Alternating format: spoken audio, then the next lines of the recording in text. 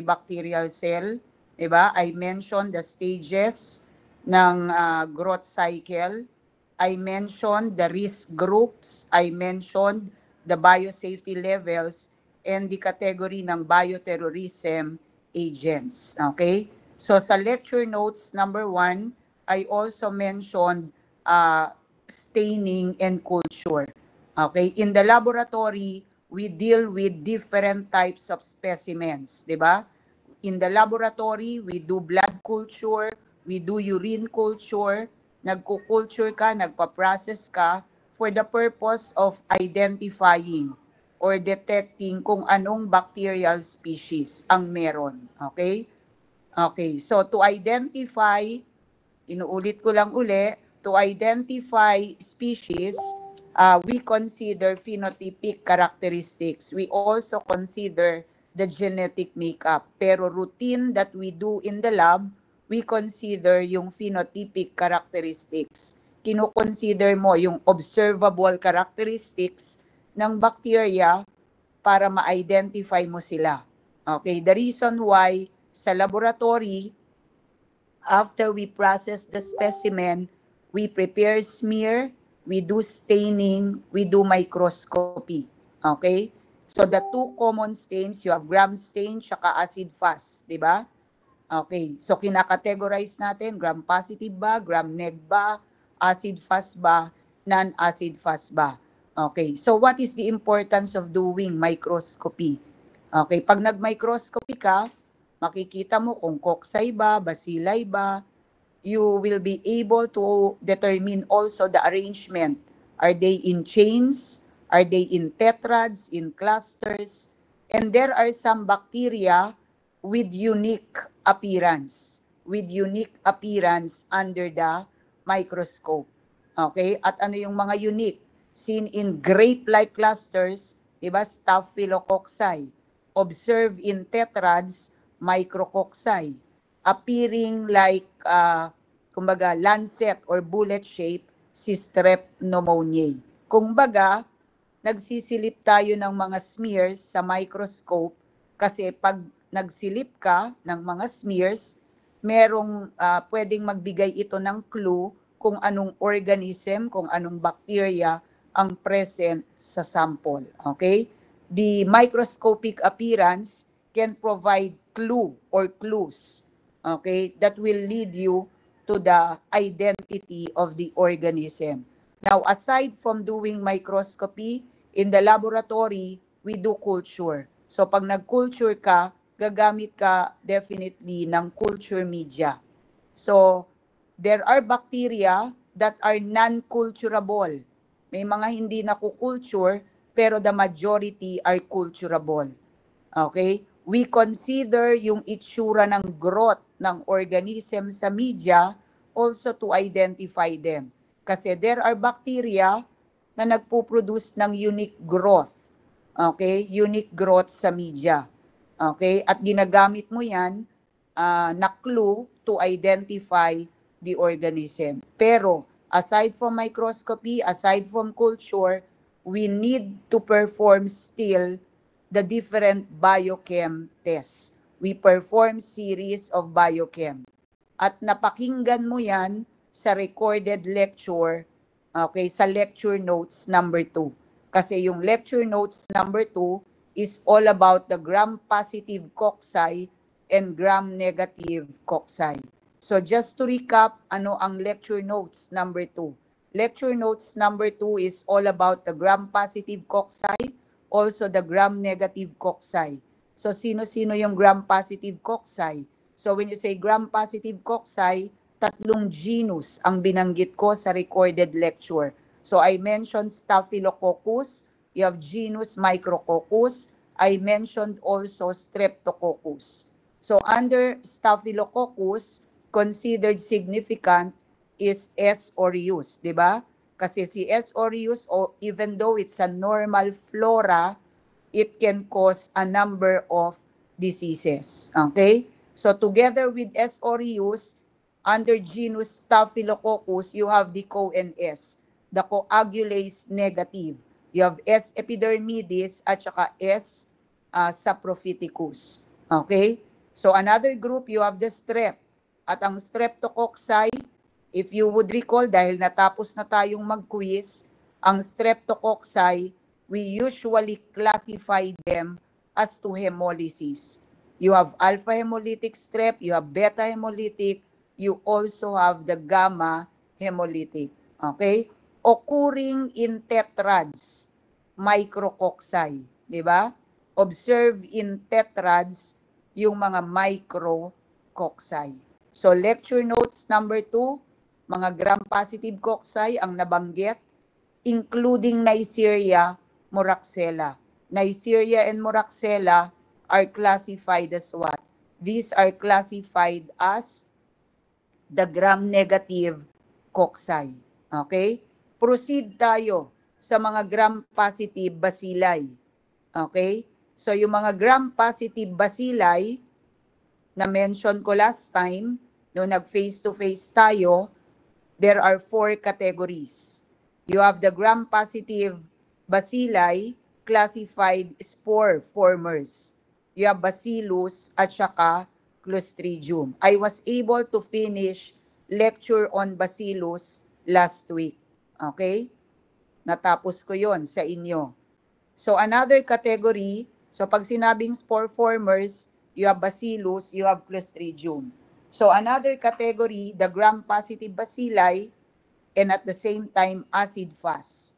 And the only group that is acid-fast ay Mycobacterium. Okay?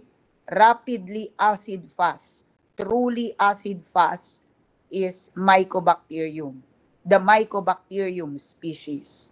So another category ng gram-positive, you have the gram-positive bacilli, non-spore forming, and non-branching. So pag sinabing non-branching, you have Listeria monocytogenes. Okay, you have Erysipelotrix russopathiae. You also have the genus Corynebacterium. Okay?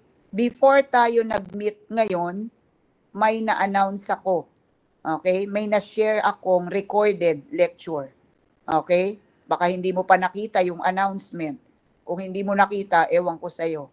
Pero nakashare yung recorded. And what is in the last recorded? Okay? Ano yung nakashare? Okay? Yung recorded lecture, nakaka-announce ko lang, nakaka-share ko lang. Pag pinakinggan mo yon, maririnig mo uli yung Bacillus na natapos ko na sa inyo. I also mentioned there the genus Clostridium. So I mentioned the 4 significant. You have Clostridium perfringens, you have Clostridium tetani, you have Clostridium botulinum, you also have their Clostridium difficile. Okay? So yun yung 4 na significant na nandiyan dyan sa hawak mong lecture notes, kung may hawak ka man. Okay? I already mentioned in the recorded the genus Listeria. Listeria monocytogenes in particular. I mentioned already Erysipelotrix russopathiae sa recorded. Nasa recorded na rin si Gardnerella vaginalis. In short, yung pangatlong category, the gram-positive bacilli, non-spore forming, okay, non-spore forming and non-branching, isang grupo na lang ang kulang ko, which is Corynebacterium. Okay? Okay, so kung baga, ulitin ko, kung lahat tayo rito, bacilli, if all of us here are rod-shaped organisms, gram-positive, 4 na categories. Number 1, spore-forming. Number 2, acid-fast. Number 3, the non-spore-forming and non-branching. And number 4, the non-spore-forming pero branching. Okay? So, I will no longer repeat Bacillus, Clostridium, Listeria, Gardnerella, Erysipelotrix kasi nakashare na ang recorded lecture for that. So for today, I will discuss Coryne and also the branching, actinomycetes. Okay? Okay. So, ganito yun class. Okay? Ganito yon. Okay? Okay. So mag-record, ano ako, time first. Mali pala. Okay? Time first, ha? Okay. Pwede ba akong mag-request? Okay, kung may makakapag-screen record, pwede bang mag-screen record? And after this, kindly share with me yung recording. Okay? Kung may makakapag-screen record, pakigawa, tapos paki-share sa akin yung recording. Okay? So we continue now with, okay, continue tayo sa Corynebacterium. Okay? So continue tayo sa Corynebacterium. So another important group, classified as gram-positive. Classified as gram-positive bacilli, non-spore-forming, non-branching, is genus Corynebacterium.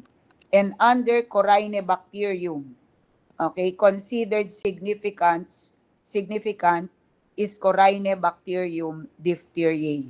Okay? Si Corynebacterium diphtheriae, we call it also Klebsiella bacillus. So take note, 'di ba si tetany, drumstick bacilli. Okay, Bacillus anthracis is anthrax bacilli. Okay? Perfringens is gas gangrene bacillus. So what about si Coryne? Corynebacterium diphtheriae, we call it also Klebsiella bacillus. So what are the characteristics of C. diphtheriae? So number one, C. diphtheriae is classified as gram-positive bacilli. It is classified as facultative anaerobe, can live with or without air. It is non-motile. And under the microscope, it is highly pleomorphic. When we say highly pleomorphic, it can assume different forms. Okay?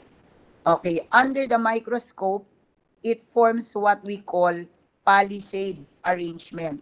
So pag sinabing palisade arrangement, okay, ibig sabihin side-by-side arrangement.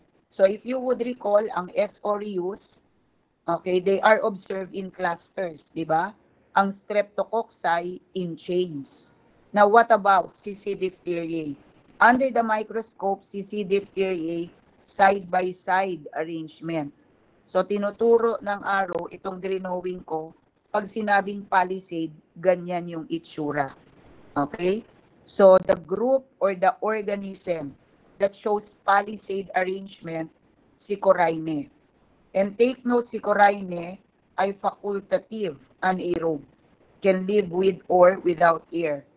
Okay? In some reference material, aerobe ang Coryne. Aerobic ang Coryne. Okay? It forms palisade arrangement. It forms picket fence. Picket fence arrangement. Kagaya nitong drawing ko. It forms what we call XYV formation. XYV formation. Or we call it also Chinese letter arrangement. Okay? So under the microscope, palisade, picket fence, XYV, Chinese letter. So lahat yan are descriptions ni C. diphtheriae. So also under the microscope, C. diphtheriae appears beaded. Appears beaded, appears granular kasi meron siyang Babes-Earns bodies. It has Babes-Earns bodies. Okay? Meron siya niyan. Kasi yung match granules kay M. tuberculosis. Now, to better visualize the Babes-Earns, para mas makita ito under the microscope, pwede kang gumamit ng stain. Pwede bang makita yung Babes-Earns under the microscope? Oo. So, anong stains ang pwede? We can use Albert stain. Okay, we can use Loeffler's, methylene blue, etc. So these are examples Another one is nicer. Okay? Nicers.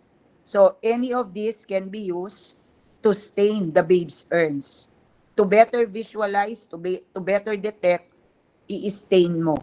So, any of the following can be used. Okay? Now, si C. diphtheriae can be inoculated sa BAP. And when inoculated on BAP, it will show narrow beta hemolysis. It is narrow beta hemolytic. It is narrow beta hemolytic. Okay? So, what are the media na pwedeng gamitin to allow growth of C. diphtheriae? Kunyari, nakareceive ka ng specimen suspected to be positive for C. diphtheriae. So, pag pre-process na natin yung specimen, sa ang culture media mo siya, i-inoculate. Okay? Commonly used is CTBA, cysteine tellurite blood agar. Now, CTBA class, CTBA is a selective media. It is a selective media for C. diphtheriae. No other bacteria can produce growth sa CTBA kasi may inhibitor. So what is the inhibitor in this media? In CTBA, you have potassium tellurite. So walang tutubong contaminants, walang tutubong normal flora kasi may inhibitor. The inhibitor is potassium tellurite. Sino lang ang tutubo sa CTBA? Okay, ang tutubo lang dyan si C. diphtheriae. So when inoculated on CTBA, si C. diphtheriae will produce gray to black colonies. It will produce gray to black colonies. Okay, kunyari, nang inoculate ka. Say for example, you use CTBA and after incubation, there is no growth. So pag walang tumubo, hindi ibig sabihin walang bacteria. Ibig sabihin, yung in-inoculate mo is not C. diphtheriae. Okay? So, halimbawa, nag-inoculate ka sa CTBA and after incubation, gray to black colonies sa develop, so you can report it positive for C. diphtheriae. Okay? Another media that can be used ay Tinsdale. So, if we use Tinsdale, si C. diphtheriae can develop black colonies. Si C. diphtheriae can develop black colonies with brown halo. With brown halo. Okay? So, black colonies with brown halo growing on Tinsdale, definitely it is C. diphtheriae. Okay? Etong dalawa na chinekan ko are isolation media. These are plated media. Okay? We can also use Loeffler serum.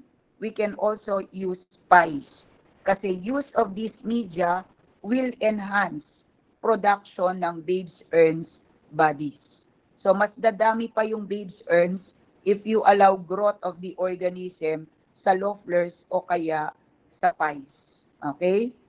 Okay. So, why is C. diphtheriae important? Okay? Bakit importante si C. diphtheriae? Pero take note, si C. diphtheriae, si Corynebacterium diphtheriae, dalawang klase. There are actually two strains. Okay? There are two strains. Dalawang klase ang C. diphtheriae. Okay? One is the toxigenic strain. Okay? And the other, non-toxigenic. Kumbaga, dalawang klase. There are two types of C. diphtheriae. Pero we do not call it type. We call them strains. Okay? There are two strains of C. diphtheriae. The one that produces toxin, toxigenic. The other is non-toxigenic. And obviously, considered significant is the toxigenic strain. Okay? The C. diphtheriae that is toxigenic is known to produce diphtheria toxin. Okay? The toxigenic type produces diphtheria toxin. And diphtheria toxin happens to be the virulence factor. Okay? So sa pangalan pa lang ni C. diphtheriae, alam mo na ang kinokos niya is the disease diphtheria. Okay? Now, the toxigenic strain, the toxigenic type of C. diphtheriae is known to cause, number one, respiratory diphtheria.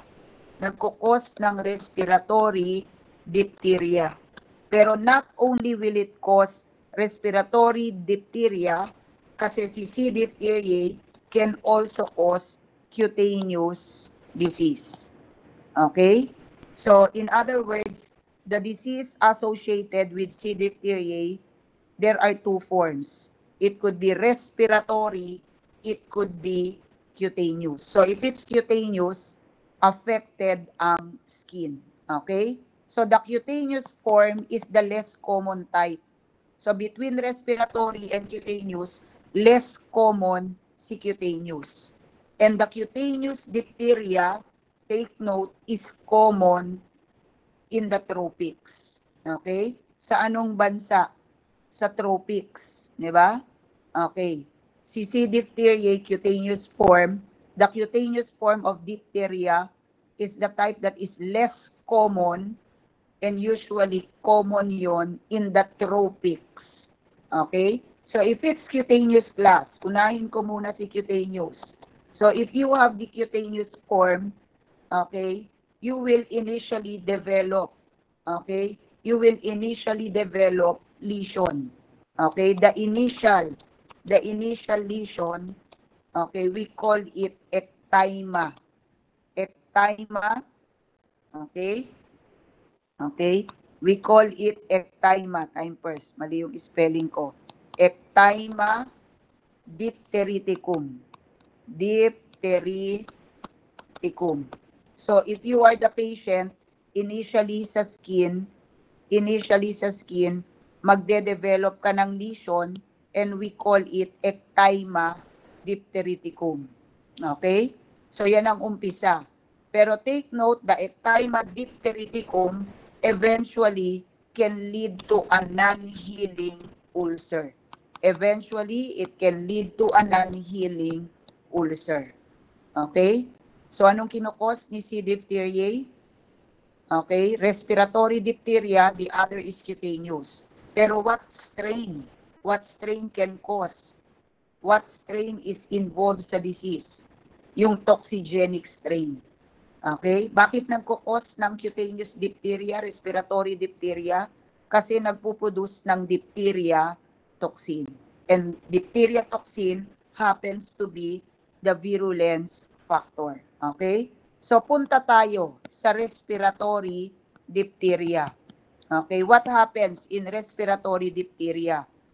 Okay, si C. diphtheriae, the one that produces toxin, will initially invade the epithelial cells ng tonsils. Okay, kung ako yung bacterium class and you are the patient, si C. diphtheriae dito muna pupunta. Okay, itong initial site ng infection. So, upon reaching the site, pag nandiyan na, dito sa binilugan ko, kunyari nandiyan na si C. diphtheriae, si C. diphtheriae will release toxin. Magre-release siya ng diphtheria toxin. And what would be the effect of the toxin? The diphtheria toxin, once it is released sa tonsil, it will cause inflammation at the area. So, kunyari itong asterisk ko, yan yung bacterium. Kunyari itong dinodrawing ko, yan yung C. diphtheriae. Magre-release yan ng toxin. So, pag na-release yan, what happens to the tonsil? Mamamaga. Okay? Mamamaga. There would be inflammation. The diphtheria toxin initially will cause inflammation. Okay? And eventually, necrosis. Necrosis, diba, in histopath is pathologic cell death. Okay? Okay, tignan mo yung drawing ko, class. If this is the tonsil, due to the action of the diphtheria toxin, due to the release of the toxin, etong tonsil mamamaga. Okay? So, pag dinedma mo, okay, yung inflammation, okay, kunyari hindi mo pinansin, what will happen to the site? Okay? So, habang tumatagal, magkakaroon dito ng thick, there would be there would be development of thick gray membrane. Okay? The inflammation, if it's left untreated, can lead to the formation of thick gray membrane. And this thick gray membrane, we call it pseudo membrane. Anong tawag mo? Kumbaga, kung ito yung tonsil mo, pag hindi mo pinansin yung inflammation, hindi lang siya kakapal ng kakapal yung area. Okay? So, yung pagkapal ng area, okay, we call it pseudo membrane. Okay? There would be pseudo membrane. So, imagine if you are the patient, kumapal yung lalamunan mo. So, ano ang magiging effect? The patient will complain of what? The patient will complain of difficulty of breathing. Okay? Difficulty. There would be DOB. Difficulty sa paghinga. Kasi parang may nakabara. Okay? Ano yung nakabara? Kumapal kasi yung area. Pseudomembrane formation. Okay? The doctor can recognize. If I am the doctor, tapos nagpatingin ka, okay? Pag pina-open ng doktor ang bibig mo, okay? The doctor can recognize if it's pseudomembrane or not. Nagigets? The doctor can recognize the pseudomembrane. Okay? Sa loob yon ng lalamunan. Pero ano ang itsura mo? Pag tinignan kita external, ano yung pwede kong makita sa'yo that would tell me may diphtheria ka. So pag tinignan kita, ang laki ng leeg mo. Kasi yung pseudomembrane, okay, as effect, can lead to bull's neck appearance. Okay? The pseudomembrane, pag nangyari, it will cause the patient to show yung unique symptom, bull's neck appearance. So when we say bull's neck appearance, pag tinignan ka ng doktor, ang laki ng leg mo, swollen neck. At the swollen neck can be attributed to the what? The pseudomembrane formation. So not only there is difficulty sa paghinga, okay, in the patient, okay, you will observe what we call bull's neck appearance. Okay? So what specimen must be collected to detect infection? So ano ba yung diphtheria class? Iba dalawang klase, respiratory at saka cutaneous. Okay, more common yung respiratory. And what is respiratory diphtheria? Ano ba yung respiratory diphtheria? Respiratory diphtheria is a disease characterized by low-grade fever. Low-grade fever. So kung meron kang diphtheria, definitely may lagnat ka. Low-grade fever. What else? You experience mild sore throat. There is mild sore throat. And there is body weakness. There is body malaise. Okay? Body malaise, pinagandang term lang, body weakness. You experience all of this if you have respiratory diphtheria. Not to mention that when the doctor asks you to open your mouth, makikita niya yung pseudomembrane. And in addition to the pseudomembrane, external, you will appear to have swollen neck. Malaki yung leeg. And we call it bull's neck appearance. You make some patients complain of what? Difficulty sa paghinga. So anong specimen? What specimen? Can the doctor request for lab test? Pwede ba siyang magpa-culture class? Yes. And what specimen? What specimens may be collected? So if you want to detect presence ng C. diphtheriae, may be collected from the patient throat swab. TS ay throat swab. Pwede ring nasopharyngeal swab. Shinortcut ko lang ha. Okay, shinortcut ko. NPS is nasopharyngeal. Okay, nasopharyngeal is nasopharyngeal swab. TS is throat swab. Pwede rin namang OPS, oropharyngeal swab. Oropharyngeal swab. Okay? Throat swab, nasopharyngeal, oropharyngeal, any of these may be submitted to the lab for culture. Okay? So, assuming ikaw yung medtech, granting you are the medtech, and you receive specimen, naka-receive ka ng specimen, suspected to be positive. Di ka pa sure, suspected pa lang. Suspected to be positive for C. diphtheria. Anong gagawin mo, class? So, after you process the specimen,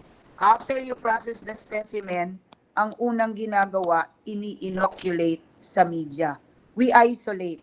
At anong media nga ang pwede? Pwede kang CTBA, pwede rin namang Tinsdale, or pwede rin namang BAC, kung saan ka masaya. Pero pinaka-okay to inoculate on CTBA or Tinsdale. Why? Kasi these media are classified as selective. Okay? Selective yan. Walang ibang tutubo, si C. diphtheria lang. Okay? So, ganito yun, class. Nag-inoculate ka. And after inoculation, in-incubate mo. Tapos, after incubation, nagkaroon ng growth. Okay? Nakita mo yung gray to black colonies. Positive sa gray to black colonies. So, pag nagkaroon ng gray to black, ibig sabihin, you were able to isolate si C. diphtheria. Okay? Napatubo mo si C. diphtheria. Ibig sabihin, itong specimen na pinaprocess mo ay talagang positive for what? Corynebacterium diphtheriae.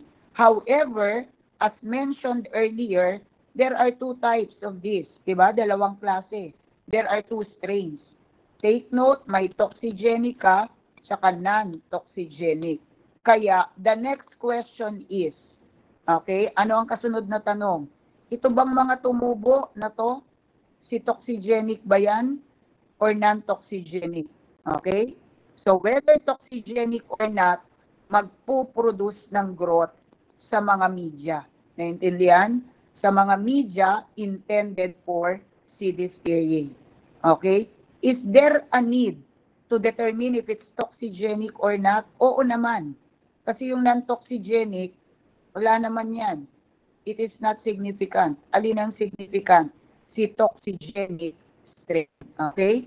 So, to determine if the colonies here are the toxigenic strains, okay, you need to do further tests. Okay? Hindi pwedeng hanggang dito lang ang gagawin mo. But of course, to really detect si C. diphtheriae, to really confirm if it's C. diphtheriae, kailangan mag-perform ka pa rin ng biochem test. Okay? So, inuulit ko. To detect if it's really C. diphtheriae, to determine or to detect, to identify it truly as C. diphtheriae, kailangan pa rin ng biochem test. Okay? Presumptive, pwede ito. Ang tumubo. Oo nga, tumubo sa CTBA, gray to black. So most likely, kumbaga 90% sure ka si C. diphtheriae yan. Kaya lang, ano ang tutuldok? Ano ang magsasabi na si C. diphtheriae talaga yan? You perform the biochem test. Okay? Na-perform mo yung biochem. All pointing to C. diphtheriae. Doon ba mag-e-end? Hindi pa rin. Kasi anong sabi ko? Alamin mo, yung na-identify mo ba si toxigenic or non-toxigenic. To determine if it's toxigenic or not, you do additional tests. Okay? So look at this picture. So itong media na to, class, is actually CTBA. Okay? And obviously kulay black, di ba? Black colonies. So positive for what? C. diphtheriae. Okay? So, nag-positive. Anong kasunod? You detect, the next step now is to detect, okay, toxin production. You detect now toxin production. Alamin mo kung yung tumubo nagpo-produce ng diphtheria toxin. And to detect toxigenic strain, to detect toxin production, you perform toxigenicity test. Okay, gawin mo yung toxigenicity test. There are two methods. You do the modified LX. which is an in vitro test, or letter B, you perform the animal inoculation method. Okay, we call it also guinea pig lethal test. Okay? So animal inoculation, kaya nga animal inoculation. To perform the test, you will need test animals. So in this case, ang ginagamit, guinea pigs. Kaya ang pangalan ng test, guinea pig lethal test. And the guinea pig lethal test compared with letter A is an in vivo test. It is an in vivo test. Okay? So, how do we perform yung letter A? Kung ikaw yung medtech, gagawin mo yung letter A. How will you do it? Okay? To perform modified LX, you prepare, okay, mag-prepare ka ng plain agar. Okay? Prepare ka ng plain agar. Okay? Agar is solid media. Okay? Before the media becomes solid, maglagay ka ng strip. You place a strip na naibabad sa anti-diphtheria toxin. Okay? So anong dinedetect mo, class? Bakit mo to ginagawa? You are doing modified LX, you are doing guinea pig kasi you want to detect presence ng toxin. So para ma-detect ang toxin, para ma-detect ang presence ng toxin, obvious na ang pang-detect ay anti-toxin. Nagigets? To detect the toxin, ang pang-detect anti-toxin. So inuulit ko, to do modified LX, the first step, prepare the media. Prepare the plain agar. Before the agar becomes solid, maglagay ka ng strip. Okay? Maglagay ka ng strip na na-immerse or na na-soaked, nababad sa anti-diphtheria toxin. Okay? Kunyari, ito yung strip. Tinuturo ng araw ko yung strip. Yung strip mo, binabad mo saan? Sa anti-diphtheria toxin. Diba? Okay. So, after that, allow the media to become solid. Okay? Padaliin natin para makarelate ka. Ang ibig kong sabihin dito, class, prepare ka ng agar. Pagka-prepare mo, bago tumigas yung media, maglibing ka. It's like naglilibing ka ng ng strip. Naglalagay ka ng strip. Okay? Ano yung strip? Nababad sa anti-toxin. So, allow the media now to become solid. Okay? So, parang pag tinignan mo yung media, may nakabaon, may nakalibing na strip. Pero it is not ordinary kasi yung strip may anti-toxin. So, after that, inoculate. Okay? Inoculate negative control. Mag-inoculate ka ng negative control. Vertical streak. Isang diretso lang. Okay? Inoculate the positive control parallel to your negative. Okay? Isang streak lang, isang streak, vertical streak lang. Okay? Ano yung susunod mong i-inoculate? Okay, nakita mo tong binubura ko, di ba? Itong tinuturo ng arrow. So ano ba tong tinuturo ng arrow? This is CTBA na merong class, gray to black. So most likely, ano yung gray to black? Yung gray to black mo ay sino yan, class? C. diphtheria. Kaya lang, hindi pa tayo sure kung ito bang mga gray to black, are they the ones capable of producing toxin or not? Okay? So using the growth, using the colonies na tumubo sa CTBA, i-inoculate mo, okay, yung organism parallel to your positive, negative control. Okay? So, itong kulay black na vertical line, this is actually your test sample. Saan manggagaling yung test sample? Saan manggagaling yung i-inoculate mo? Galing dun sa tumubo sa CTBA. Kasi it's the one that is in question whether toxigenic or not. Okay? So, after that, okay, so kompleto na yung casting sa plate. You have the negative control, the positive control, and also the one coming from the CTBA. So after that, we incubate. So what is the positive result?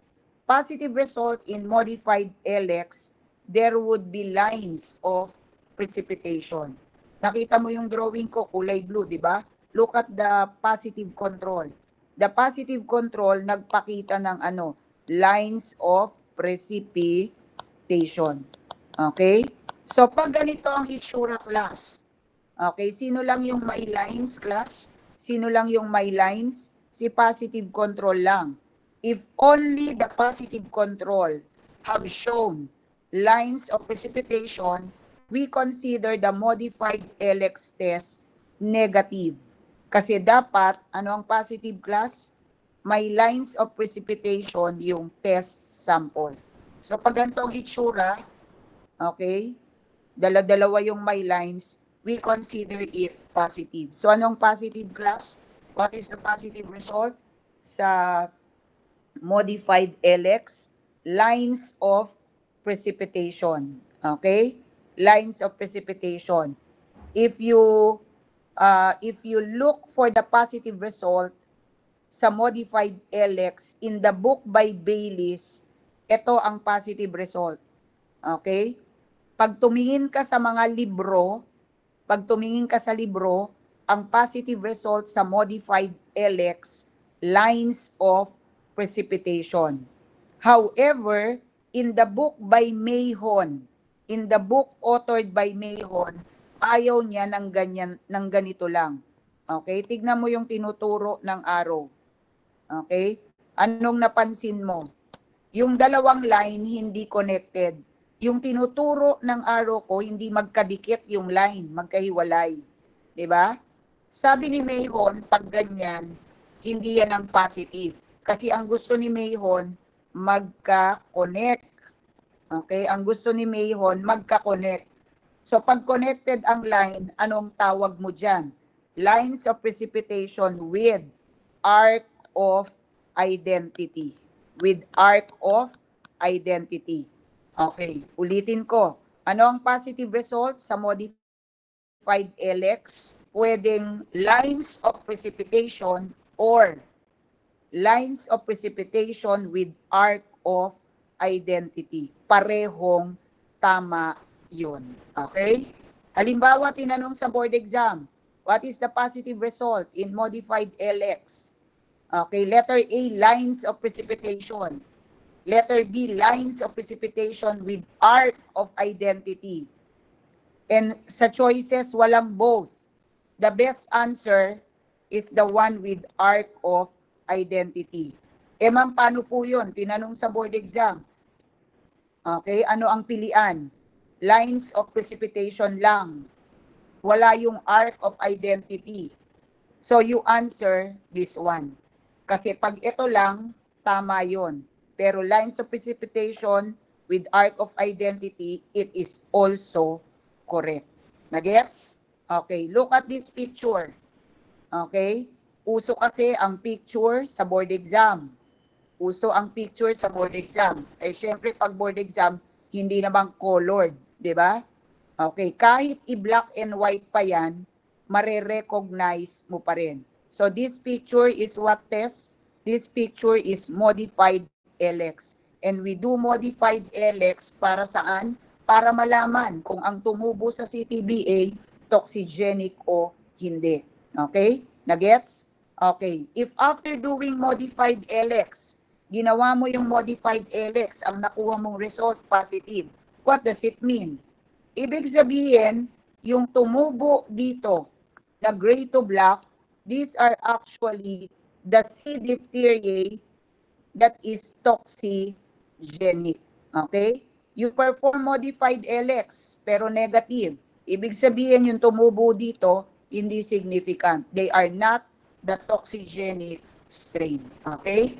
Next. Another way to detect another way to determine if it's toxigenic or not, you perform another toxigenicity test is the so-called guinea pig lethal test. Okay, guinea pig lethal test. Pwede mong picturean ito. kung wala sa handouts. Okay? Siyempre, mahirap mag-drawing ng guinea pig, kaya tinable ko na lang. Okay? So, to do guinea pig lethal test, to do this test, this is in vivo test. To do this test, you prepare dalawang test animals. Okay? You assign one guinea pig as protected. The other guinea pig, you assign it as unprotected. So, dalawang guinea pigs. Kung baga sa test tube, i-label mo sila. Yung isa protected, the other one unprotected. So, after assigning the guinea pigs, inject antitoxin kay protected. Okay? No antitoxin kay unprotected. Okay? Parang binakunahan, di ba?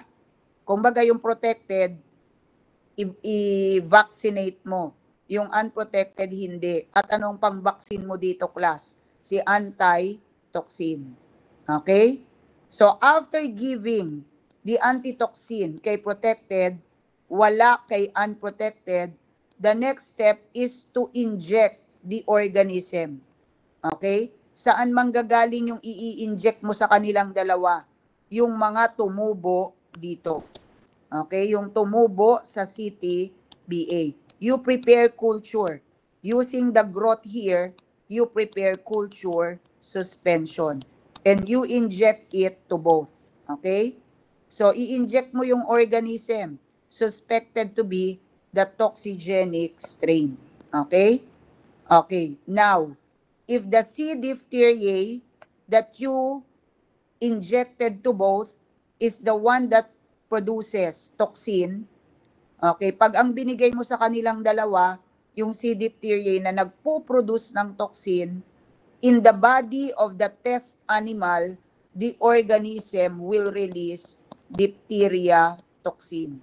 Magre-release ng diphtheria toxin yung organism. Okay? The guinea pig that is protected will not die. Kasi yung action ng toxin will be neutralized by the antitoxin. The unprotected will die. Kasi pag na-release yung toxin, wala siyang protection kasi wala siyang antitoxin. Okay? So anong positive result in this test?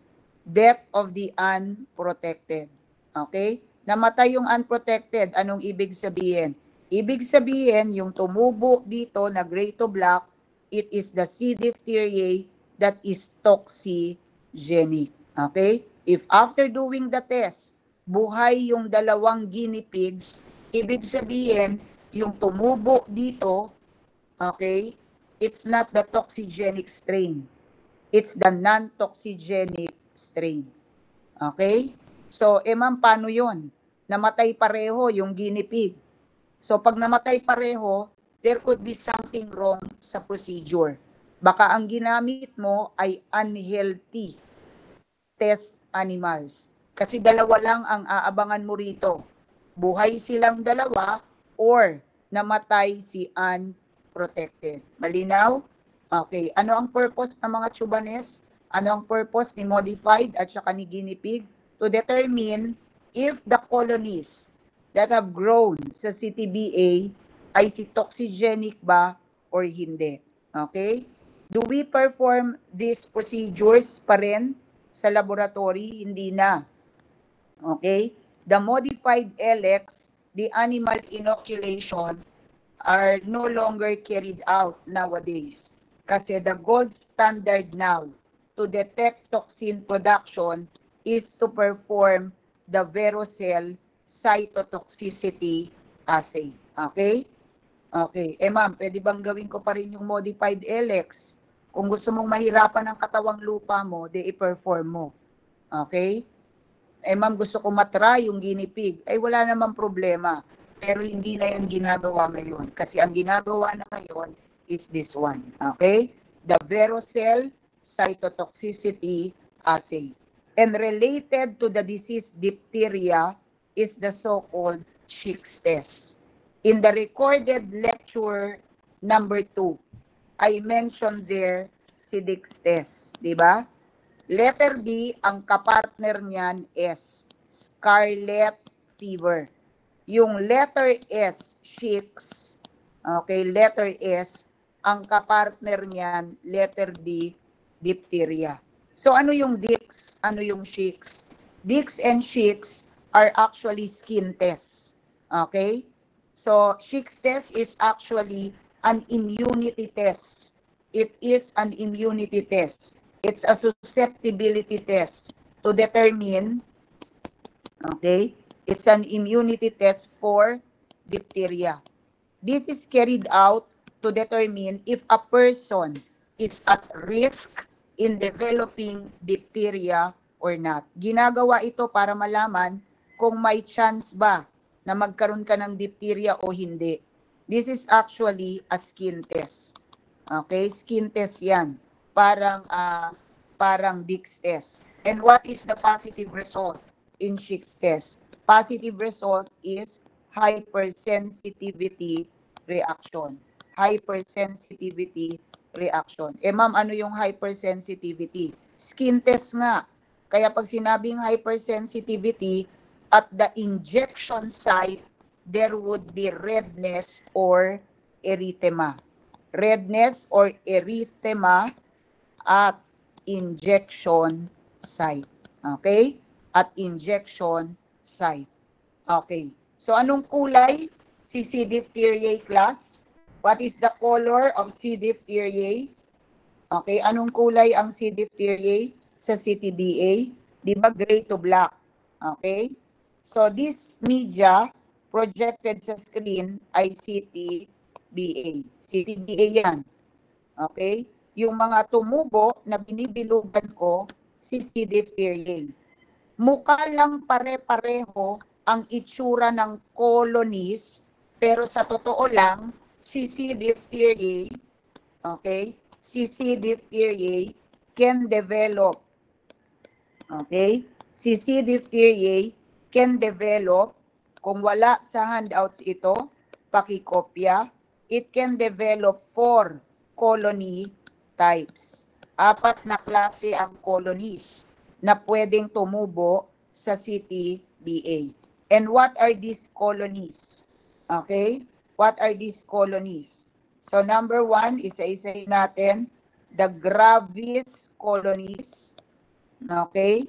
Metis colonies, intermedius colonies. Okay? The other one is Belfanti. Okay? Nagets? Okay. Pero sa ibang libro, nilagyan ko ng asterisk si Belfanti.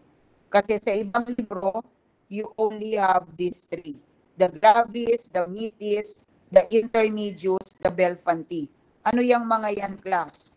Okay, para magets, tignan mo itong tinuturo. Some of the colonies here, yung iba rito pwedeng gravis ang category.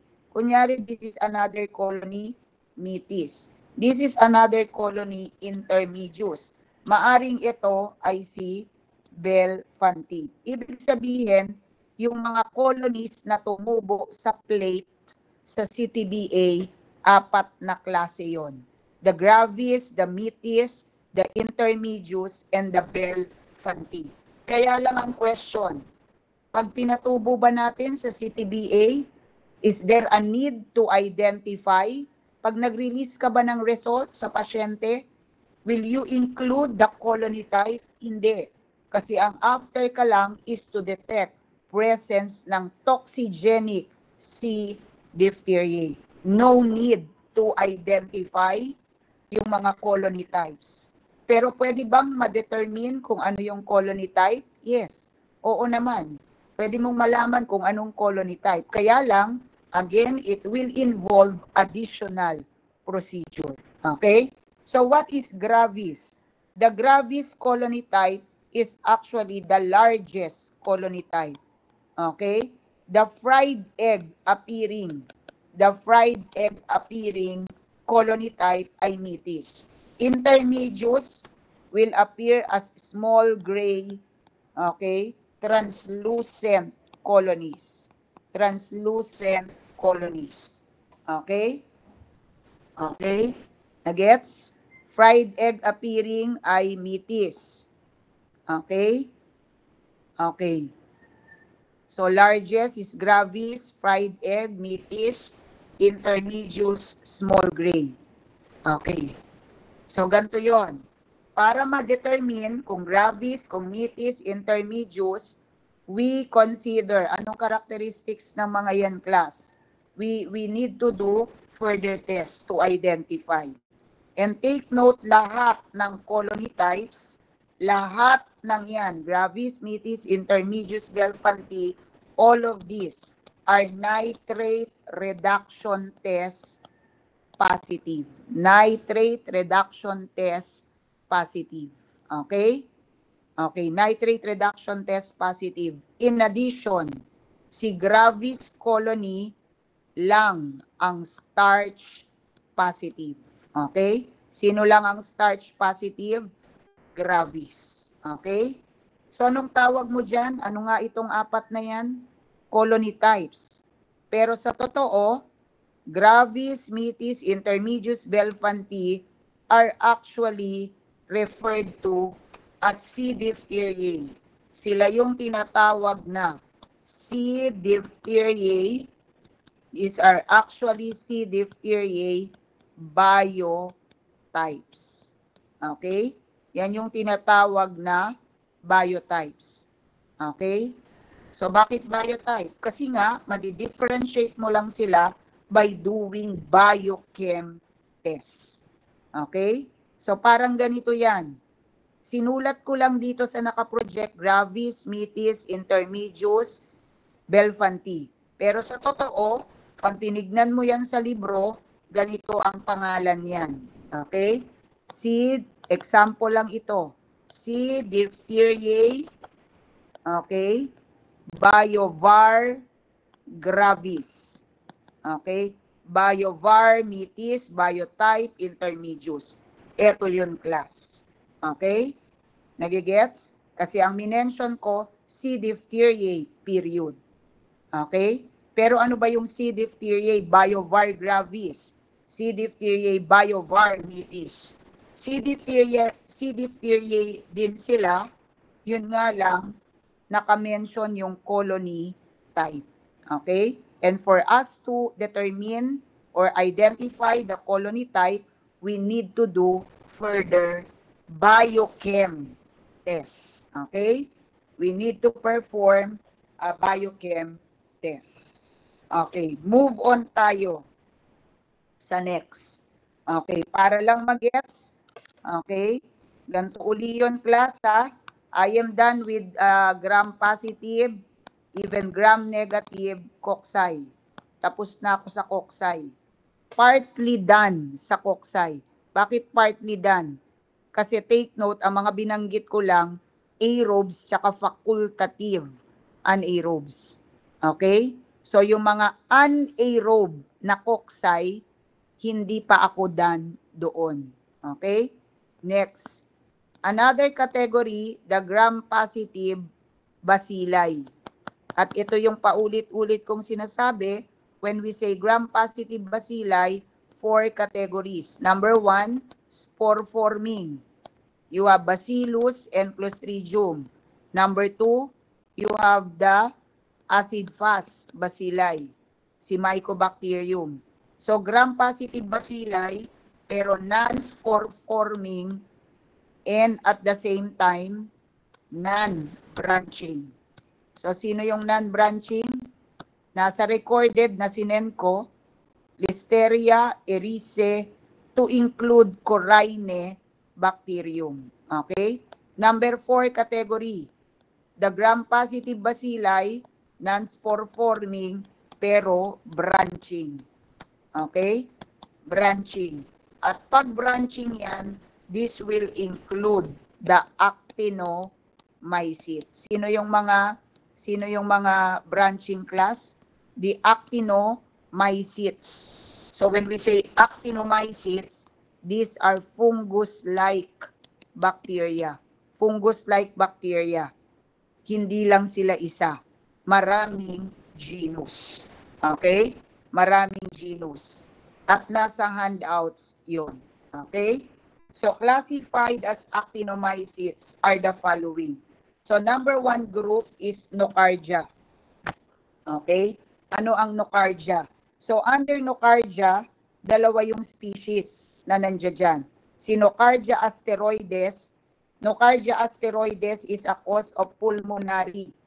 This is a cause of pulmonary disease, particularly among immunocompromised. In other words, Sinocardia asteroides is a significant species. Sinocardia brasiliensis is a cause of skin disease. Okay, anong kinukos ni brasiliensis? Skin disease. And we call it actinomycotic. Actinomycotic mycetoma. Mycetoma. Okay? Actinomycotic mycetoma. Okay, ano ba yung mycetoma class? Mycetoma is a skin disease na pwedeng bacterial ang cause or it could be fungal. Nagigets? Kung tapos ka na ng mycology and virology last sem, dapat alam mo yung term na yan. Okay? So mycetoma, it can be bacterial, it can be fungal. So pag bacterial ang cause, it could be Nocardia brasiliensis. Nagets? Okay. Pag mycetoma yan, maraming fungi ang pwedeng mag-cause. Naintindihan? Pero whether asteroides or brasiliensis, they are both under Nocardia. Anong characteristic class? Okay? So Nocardia species are gram-positive aerobic bacilli. Okay? Board exam nung August board exam, na tanong, ang dali ng tanong. Okay, kung hindi nasagot yon, hindi ko lang alam bakit hindi masagot. What is the category daw of Nocardia? Letter A, gram-positive aerobic bacilli. Letter B, gram-positive anaerobic bacilli. Letter C, gram-negative bacilli. Okay, ganun lang kasimple. Anong category? Eh, ang dali-dali. Ano ba ang Nocardia? Gram-positive bacilli yan. Classified as aerobe. Yun nga lang, under the microscope, they appear like fungi. Okay? Okay. Nocardia are gram-positive aerobic bacilli considered to be beta hemolytic. Considered beta hemolytic. Okay? Okay. Culturable ang Nocardia. Okay? Anong culture media ang pwede? Examples of culture media that can be used for Nocardia, pwede kang mag-inoculate sa BAP. You can use chocolate agar. Okay? You can use BHI agar. Take note, ang BHI ay liquid media yan, di ba? Infusion. Pero there is solid version of that. We call it BHI agar. We can also use SDA. SDA is a fungal media. This is fungal media. Saborods dextrose. Kung tapos ka na ng mycoviro last sem, dapat alam mo yan. Yung Saborods dextrose agar.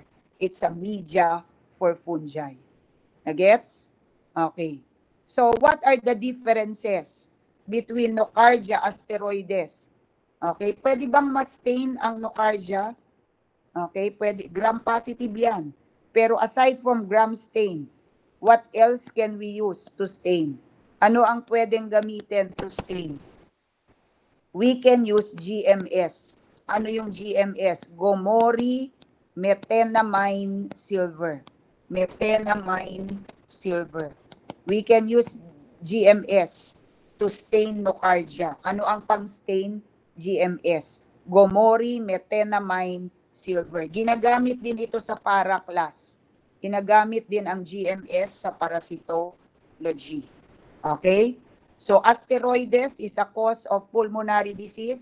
The other one, a cause of skin disease. Okay? To further differentiate, to identify them sa lab, again, ang walang kamatayang biochem. Okay? Ano pang differences? Si asteroides, it is gelatinase. It is gelatinase and casein. Casein hydrolysis test, okay, casein hydrolysis test, negative. Negative sa gelatinase, negative sa casein hydrolysate. Okay? Ang positive dyan, si brasiliensis. Gelatinase, casein hydrolysis or hydrolysate. Okay? Ito, positive siya dyan. Negative dyan, si asteroides. Okay? Next. Okay. Actinomadura. Actinomadura. Okay? Si Actinomadura, take note class, ang nocardia is partially. Okay? Nocardia is partially acid fast. Okay? This is partially acid fast. This group is partially acid fast. Whether asteroides or brasiliensis, ang nocardia partially acid fast. What about Actinomadura? Actinomadura, this is genus Actinomadura, nagkukos din ng mycetoma. Okay, compared with nocardia, Actinomadura is non-acid fast. Hindi yan acid fast. Okay, next. Another group is Rhodococcus. Specifically, Rhodococcus equi. Rhodococcus equi, like nocardia, is also partially acid fast. Partially acid fast ang category. And Rhodococcus equi can also cause pulmonary disease like asteroides. Okay? On SBA, SBA is sheep's blood agar, it can develop growth, okay, na may kulay. Okay? Imagine back. Okay? On back, may colonies. Sa colonies, merong yung colonies kulay salmon pink. Okay? It can develop salmon pink colonies sa SBA. Si Rhodococcus equi. Okay? Dito ko lang isusulat, other partially acid fast. Sino yung partially acid fast? Nocardia and Rhodococcus. Other partially acid fast, you have Gordonia, the genus Gordonia, and genus Chucamorellia. Okay? Non-acid fast. Sino yung non-acid fast? Troperima. Troperima whipplei. Okay? You also have Streptomyces. Okay? Streptomyces. And also Actinomadura. Actinomadura. Okay? Yung mga yan class, non-acid fast. Okay? Gordonia, Chucamorellia, along with Nocardia, tsaka Rhodococcus, partially acid fast. Okay? The last topic for prelim, Troperima whipplei. Okay? Troperima whipplei is also gram-positive aerobic bacilli. Bacilli yan. It is facultative intracellular pathogen. Ibig sabihin, it can infect cells. Troperima whipplei causes Whipple's disease. Lumabas ito nung nakaraang August na board exam. Kaya lang ang tanong dito, what is the specimen? Okay, anong specimen class ang sinasubmit for its detection? Okay? Nagigets? Nagkukos ng Whipple's disease. And what is Whipple's disease? Whipple's disease, it's a disease that may develop, okay, it may develop among middle-aged men. Among middle-aged men. Lalaki ang kadalasang meron yan. Okay, Whipple's disease. And what happens in Whipple's disease? In Whipple's disease, there is malabsorption syndrome. Okay? May malabsorption syndrome. So definitely, there is what? Diarrhea. At kung may diarrhea, the patient may complain of what? Abdominal pain and also abdominal tenderness. Okay? Abdominal tenderness. Okay. It is unculturable sa artificial media. Okay? Unculturable yan, non-culturable. Kaya to detect weapons, hindi ka nagko-culture sa lab. Okay? Hindi ka rin nagba-biochem kasi wala ngang tutubo. So the manner to detect, okay? To detect weapons, we do microscopy. Okay? Siyempre, para makita mo yung organism, para makita mo si Troperima, you do staining. Okay? Anong stain ang ginagamit? Okay? To look for the bacilli, we do staining using periodic acid shift. We look for rod-shaped bacilli sa loob ng macrophage. Okay? So, kunyari, ito yung macrophage class, maghanap ka dyan ng mga bacilli sa loob ng macrophage. And to better detect, you do staining, periodic acid shift. Diagnosis is not culture. To detect, we do microscopy. Ang tanong dito nung nakaraang board exam, okay, anong specimen? Anong specimen? Siyempre, nasa GIT, di ba? Nagkukos nga ng diarrhea, kaya ang specimen dito, okay, endoscopic biopsy specimen. Okay? Biopsy specimen. Nasa choices yon nung August, yung biopsy. Kaya yun ang tamang sagot. Nagets? So, I am done with the third lecture. Lecture 1, lecture notes 1 is intro. Lecture notes 2, gram-positive cocci, gram-neg cocci. Lecture notes number 3, lahat ng gram-positive bacilli, yun nga lang, not included si Mycobacterium. Kasi Mycobacterium is the first topic for midterms. Okay? You are done with quiz 1, you are done with quiz 2. When we meet next week, it would be quiz 3 at saka, okay, it would be quiz 3 and also the prelim exam. Okay? 3 hours ang subject natin. So, I can conduct both the third quiz and also the exam. Pero syempre, mauna muna yung quiz and after the quiz, magbigay ako ng konting time for you to review and the remaining, the rest of the time would be for the exam. Wait for my announcement as to the coverage. Pero lahat ng kinuda, lahat ng shinare sa recorded, lahat yan kasali sa exam. And I will assign pages, few pages sa book for you to read. Okay? Mayhon 7th edition. Okay? I am done and I repeat, kung merong nag-record, share it with me. Okay? Unless may tanong kayo. May tanong ba, class? Ay, mga mother. Okay? Thumbs up kung nagets. Okay? Okay, nagets ba? Okay, kung may nag-record, paki-share sa akin within the day. Okay? So, sige. Done na tayo.